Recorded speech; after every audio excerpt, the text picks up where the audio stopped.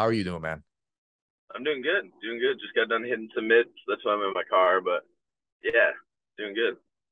For sure, man. And obviously, we're here because you're taking on Batgerel Danaa, April 22nd, UFC Fight Night 222. A very exciting fight in the division. We're definitely going to talk about that. And I guess that leads me to say, man, like we could talk about a whole bunch of other stuff, but the truth of the matter is it's almost fight week, right? I'm sure all systems are go for you right now. So how are you feeling right now? Dude, I'm feeling hungry right now. I'm cutting weight. But other than that, my skills feel on point. My cardio feels on point. I went and did a Shark Tank this morning. I went and did 3 5-minute hard rounds after some grappling, and new guy every minute.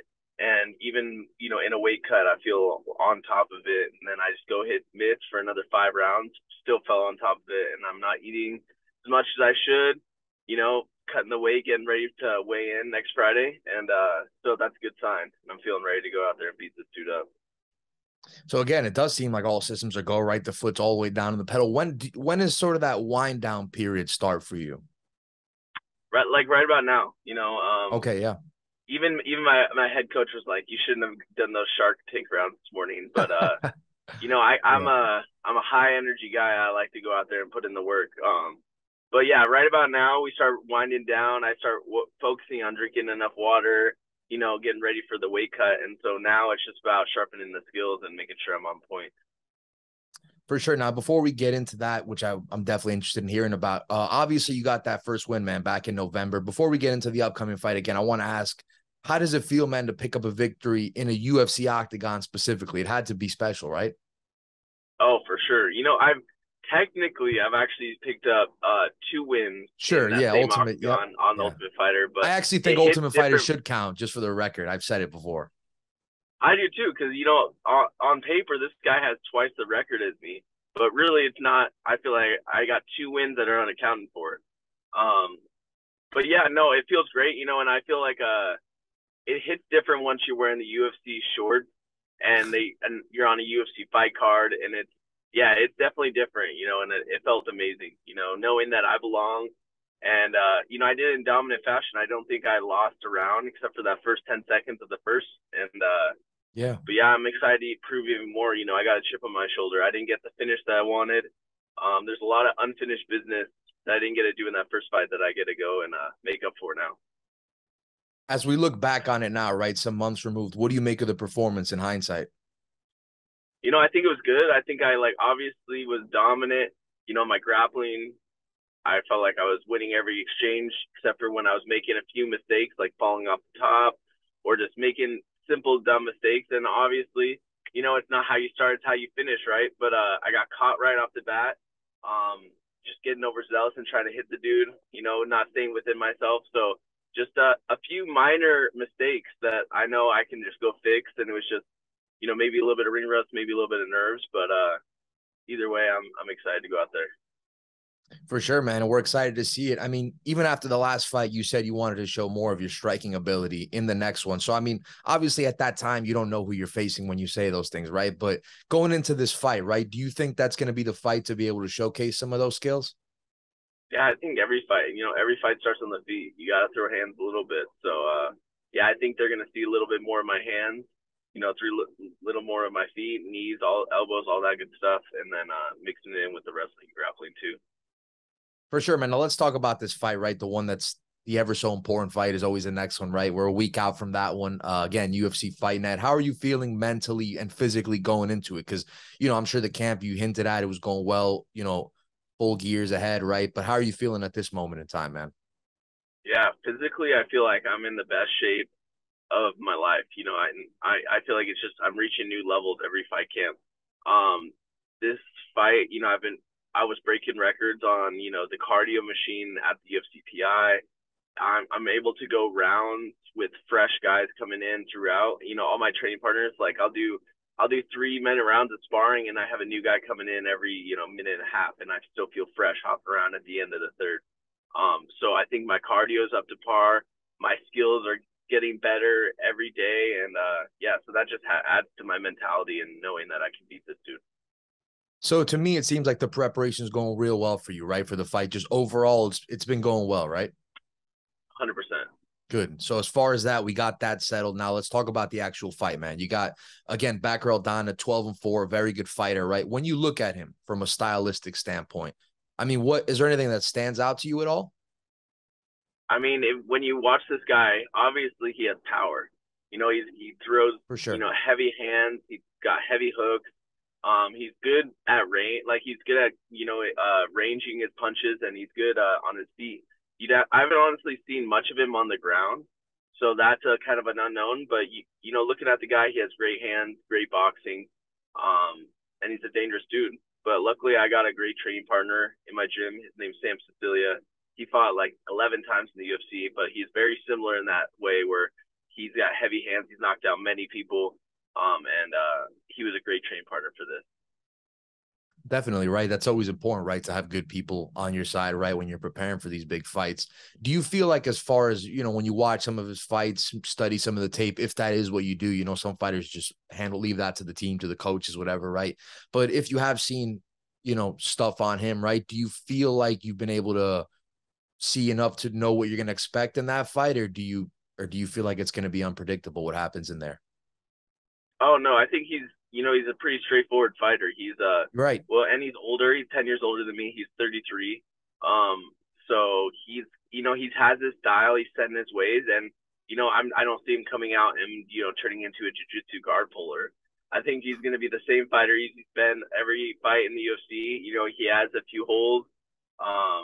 He's never fought in anyone with my style or my skill level on the ground, so that's going to be an interesting matchup that way. But on the feet, there's a few things that you can watch, and he does in every one of his fights, and so it's just, yeah, it's pretty cut and dry.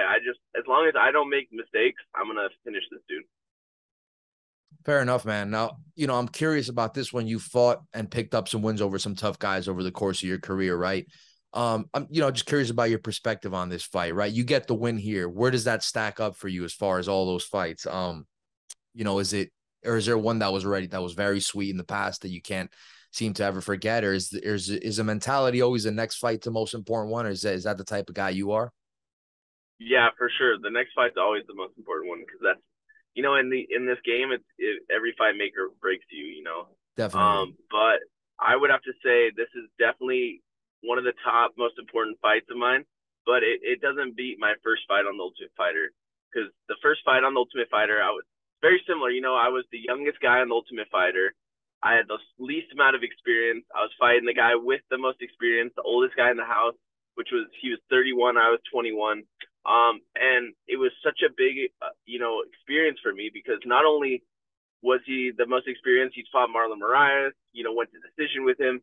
Yeah, He was sure. from my hometown, and he was my roommate, Josh Reddinghouse. And so fighting him was such a growing experience for me, because he, personified the next level of fighting. And knowing that I could go out there and beat a dude like that, it gave me all the confidence in the world. And I was like, damn, if I can beat this dude at 21, I know I can go on and be world champ, be the best in the world. And so that's what I'm here to prove. And you've had some exciting fights throughout your career, so that's why I was kind of curious to see if maybe one of those would stand out to you as far as the wins. And that was a fun fight. I do remember that one. You guys were roommates, you said? I didn't know that. Yeah, so we were roommates on the Ultimate Fighter, and then we were Okay, both on from the Ultimate Spokane, Fighter. Okay. Washington. Yeah. Wow, that's crazy, man. I mean, obviously, maybe you've been asked this 1,000 times, right? But what was it like, man, being on the Ultimate Fighter? It's like almost every fighter's dream, right? Every young fighter's dream. For sure, yeah. Especially because like I came from a gym where Juliana Pena and Mike Chiesa were both my mentors, like coming up in the game, and they won their season the Ultimate Fighter. So, I Oh, was that's true. Yeah. yeah, it was such a big thing in my town, because I'm from a small town, Spokane, Washington, where the coolest thing we have besides fighting is Gonzaga basketball, and so we're not like a big city with a bunch of sports teams. So we value the MMA scene out here, and so growing Yeah. up, seeing those guys win their seasons and being put it on for our city was a dream when I finally got accepted on, and knew I had to make something out of it. Definitely. And I mean, you just brought up Juliana Pena and obviously Chiesa and all that, right? What's it like training with people like that, man? Obviously iron sharpens iron. What's it like being in the lab and getting to pick the brains off some fighters like that? You know, it's I talk me and my training partner Ashton say it a lot. It's like standing on the backs of giants. If you've ever heard that saying. No, I never So have. it's Yeah. like you know, you learn so much. They've had a whole life of fighting. They've been in the game for 15 years, and so they it's such an easier way for them to just give us like tips and tricks, especially when I was on the Ultimate Fighter. Ask them so many questions and you know helping guide us through you know all our stuff, everything from like the weight cut to you know the fucking mentality, who cares what people say, and all that shit. So Especially Juliana, being right? around From what that and she's just done. yeah, and just seeing what they do, you know, it's huge. It helps out a lot. For sure, man. And obviously, it's anytime you get to do something like that, train with people like that and again, pick their brains, stand on the back of a giant, like you just said. Do you feel like it's maybe not like you have an advantage, but do you almost feel blessed to be in the position where you're at right now in your life to be able to, again, pick the brains of people like that, man? Yeah, for sure. I'm definitely blessed. I got the best team in the world. I got the best support system in the gym and then at home with my family. So yeah, there's no reason why I can't make it to the top, and I'm going to. So it's gonna Absolutely. be And of fun course, the top that you reference is the weight class of 135 pounds in the UFC, right? I mean, what a weight class that is, right? for sure. Yeah, it's the most stacked one in the UFC right now. I think. You think so? I think it is too. Obviously some people say 55, but bantamweight, man, there's some killers there. Sure, And for as far sure. as even like it's funny because even if you're talking about not just in the UFC, it feels like there's good bantamweights just everywhere, right? Yeah, I wonder. I think it's just you know, when people get into elite shape, I think there's the most 35ers in the world. So there's just a lot of, you know, we're the best because you can still knock people out at our weight, but we're so athletic that Right. we can do such crazy things in our you know, the grappling is, you know, once you get small in the weight classes, there's scrambles for days. You know, we still have that knockout power, so that's always exciting. I think it just makes for the most exciting division out there in the world, I think. I gotta agree with you, man, because every time I'm watching a bantamweight fight, it seems like there's nothing more exciting than that, right? So Yeah. obviously, yeah, you got the champion in the division, which is Aljamain Sterling, rather. He's taking on Henry Cejudo. That's gonna be a big fight, man. I'd be remiss if I didn't ask, what do you think about the fight? We're about a month away. It's in New Jersey, by the way, so I might be heading out to that one to watch. Ooh, that'd be fun. Yeah, Be you fun. know, I'm gonna take Aljamain. You know, I've trained a little bit with Aljamain, not a whole lot, just like some positional stuff. But you know, I think people are like sleeping on him a little bit. I think you know because he's going against the two division champ, you know, Olympic gold medalist. But I think Aljamain's funky style and his length and his size is gonna be too much for Cejudo. And I honestly have a feeling that Aljamain might finish Cejudo, especially with his time away. You know, Aljamain's been in the game and he hasn't left the game, so I think he's ready to go out there and compete and beat Cejudo. I haven't trained a whole lot with him. When I was down in Vegas, I trained mostly with Merab, and so Yeah. I didn't get to But you feel his guys did like have a run in though, right? At the gym, right? a little bit more just like kind of movement and stuff, but just like Okay. seeing his work ethic and his mind towards the sport is, and kind of, honestly, just his me watching his fights is where I make the you know most of that, and so yeah, he's definitely championship material, and I think he's ready to go out there and win. For sure, man. You mentioned, I mean, if not Aljo, you mentioned you trained with Merab before, right? What's a guy like that? Because I got to say, when I saw him in the last fight, I was like, dude, this guy looks like a freaking world beater. Like everything was just going off the charts. For sure, yeah, train with that dude. He's a motor. He just goes, goes, goes. Just like in his fights, And huh? That's how he does in yeah, training. dude, that's how he trains. That's how he lives life, bro. He just like is always going. You see him training, and he just you know he'll do like sparring, and then he'll hop in and do jiu-jitsu class. He's just a crazy guy. They call him the machine for a reason. But yeah, dude, he's a cool dude, and he's like he definitely worked with me a lot, and we worked with each other. It was cool because I got to train with him like almost every day leading up for that Peter Yan fight. Um, so that was a cool experience. For sure, man. And I'm sure it only helps you doing those things, right? And speaking of you, right back to you, it's, obviously we're talking about your fight here. You said it was the most frustrating thing in the world to be on the sidelines. Of course, we're referring to the injury, before that last fight that had kept you out for some time, right? I mean, does that mean you're looking to stay busy, right? Let's say you get a win here, everything goes well. Are you trying to be active now in 2023 based on how frustrating it was when you weren't able to be active? 100%. Yeah. You know, like even this time off, this 5 month break between my last fight, I think was a little too long. I want to get out of this fight, and then I want to hop into another camp and maybe call someone out. I have a few guys' names in mind. I'm not going to say who, but after this fight, I want to hop on the mic, maybe get a fight on the Vancouver card, or even, maybe London, or fight week, or international fight week. So I want to get something rolling. I want to fight 4 times this year, and I'm ready to stay active. I'm young, healthy. This is all I do. This is all I care about. So just trying to stay International active Fight Week. Yeah, that'd be awesome, man. for sure. For If I sure. go out and make a statement right now, I think I can make it happen. And obviously the names, we're not going to reveal them. We obviously want that surprise to be awesome right after the fight when you do say those names. So we'll leave that be. So let me ask you about these fights, right? You're about to be 3 fights deep in the UFC after this one, man. All at the Apex. Is there any hope at all that you fight in front of an audience, maybe in the next one or sometime soon, or no? Oh, for sure. The next one I want to be in front of a crowd. And that's what I'm calling for, because I want my family, my friends. If I go get on the Vancouver card, that's only a couple-hour drive from my hometown. So I'm That'd gonna be good, have yeah. the whole crew come out, and they're all gonna come out and enjoy the fights. It sucks because I'm only able to get my mom and my brother into these Apex fights, but there's a lot of people in my life that deserve to see me, go out there and fight Yeah. in person. So that's what I'm looking for. Feels like the UFC experience wouldn't be complete without fighting in front of a crowd, right? 100%. Yeah. Yeah, I there's no got it doubt during about that. COVID, so it made sense. That the Ultimate Fighter was in the Apex, and then this Yeah. last fight ended up being the Apex. Oh, you did the This Ultimate fight's gonna Fighter be in the the Apex, Apex but too. Yeah. yeah. You've So been there this for a is gonna be my while, sixth man. time fighting in that Apex cage You know every inch of that place, don't you? for sure. I've Yeah. had more pro fights in that cage than out. Yeah, true. Yeah. I And, guess and you, I guess this is gonna be my fifth, but either way, still. right, right. Well, you're still very young, so you got a lot of fights ahead of you. I'm sure you'll be fighting in front of those crowds soon, man. I got to ask you, right? Obviously, a lot of times, tragic events can lead to great motivation, right? When your father passed, you were 15 years old, and I'm sorry to hear that, man. Is that something you take with you into every fight? Like you want to have made him proud? You know what I mean? Because I know you did look up to him, right? For sure, yeah, definitely. Every time, yeah, he's one of the biggest motivations.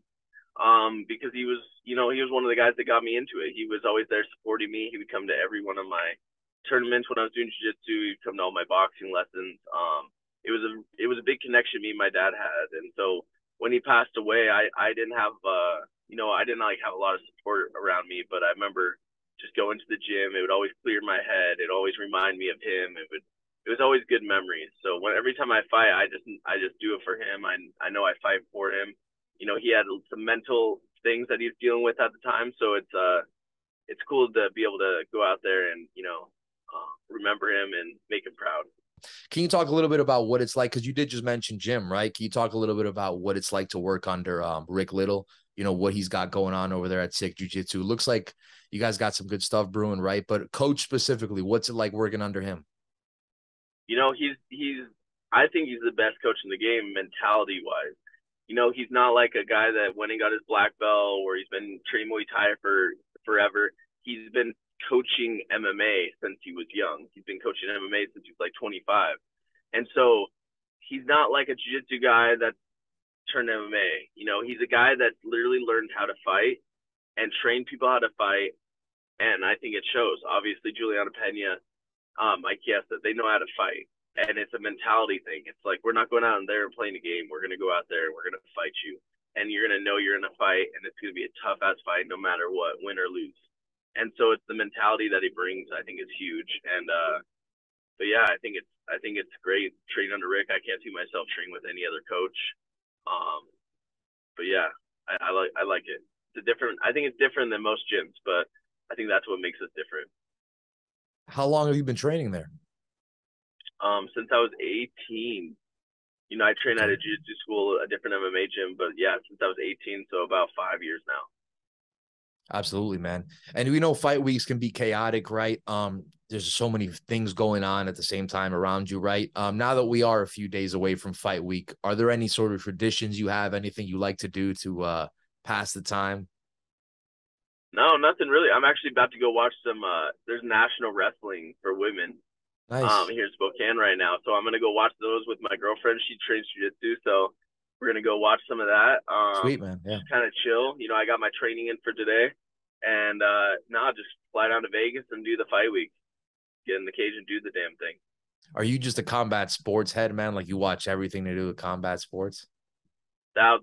You know, and then I'll sneak away and I'll golf a little bit. Nice. You know, yeah, my mom had some horses, so I'll ride some horses. But dude, nothing gets me more excited than watching combat sports, wrestling, jiu-jitsu, kickboxing, MMA for sure, all that stuff. Hey, man, we appreciate the time. We look forward to the fight. We're going to leave you to all that stuff. I look forward to it again. It's going to be an interesting fight in the Bantamweight division. Guys, tune into that one, April 22nd. Brady Hiestand, he takes on Batgerel Danaa. It's going to be a good one. You're not going to want to miss it. And again, thanks for coming on, man. Thank you, brother. I appreciate it. You have a good one. All right. Take care.